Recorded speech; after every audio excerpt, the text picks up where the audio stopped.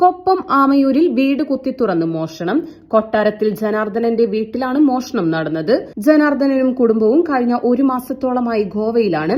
വീട് പൂട്ടിയിട്ടിരിക്കുകയാണ്. വ്യാഴാഴ്ച രാവിലെ പുറംപണിക്കാരൻ വന്നു നോക്കിയപ്പോഴാണ് ഔട്ട് ഹൌസിന്റെ വാതിൽ തുറന്നു കിടക്കുന്നതും തൊട്ടടുത്ത വീട്ടിലെ മഴുവും തേങ്ങ പൊളിക്കുന്ന യന്ത്രവും പരിസരത്ത് കാണുന്നതും. തുടർന്ന് അടുത്തുള്ള കുടുംബക്കാരെ വിവരമറിയിച്ചു. ഇത് നനക്കാൻ വേണ്ടി വന്നതാണ്.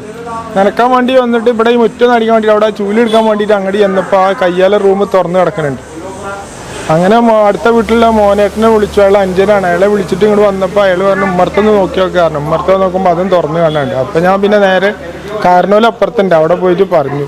അപ്പം എന്നിട്ട് അപ്പോൾ അയാൾ വിവരങ്ങളൊക്കെ പറഞ്ഞു. പോലീസ് സ്റ്റേഷനിൽ വിവരം അറിയിച്ചു. അതൊന്നും ഞാനവിടെ കയറിയിട്ടില്ല. ഇപ്പൊ അതൊക്കെ തുറന്നിട്ടുക്കണു. ഒക്കെ അടുത്ത് പുറത്തേക്ക് ഇട്ടുക്കണു. പൂട്ട് പൊളിച്ചിട്ടു. കയ്യാൽ അൽമാറകളുടെ പൂട്ടൊക്കെ പൊളിച്ചിട്ടു. എല്ലാം പൊളിച്ചിട്ടുണ്ട്. ഒക്കെ പുറത്തേക്ക് ഇട്ടു. തുണികളൊക്കെ സാധനങ്ങളൊക്കെ അടുത്ത് പുറത്തേക്ക് ഇട്ടു.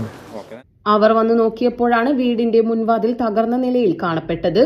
മുറികളിലെ അലമാരയും മേശയും തുറന്ന് സാധനങ്ങൾ വലിച്ചു വാരിയിട്ട നിലയിലായിരുന്നു. വിലപിടിപ്പുള്ളതൊന്നും നഷ്ടമായിട്ടില്ല എന്നാണ് വിവരം. വീട്ടുകാരെത്തി പരിശോധിച്ചാൽ മാത്രമേ കൂടുതൽ വിവരങ്ങൾ ലഭ്യമാവുകയുള്ളൂ. കൊപ്പം പോലീസ് സ്ഥലത്തെത്തി പരിശോധന നടത്തി.